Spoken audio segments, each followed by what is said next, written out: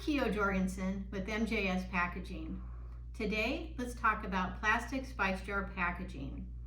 The most common resins used for plastic spice jars are PET, polypropylene, and HDPE.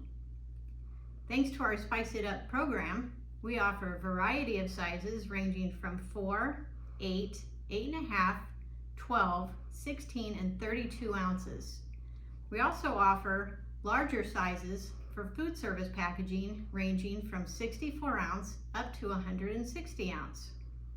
For every spice jar, there's a closure.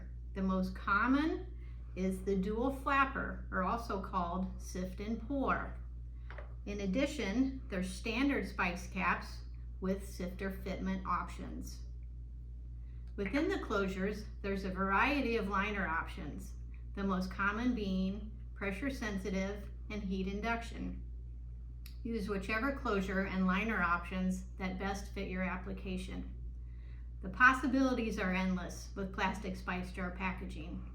Reach out to MJS Packaging today to find the right fit for you and for a great end user experience.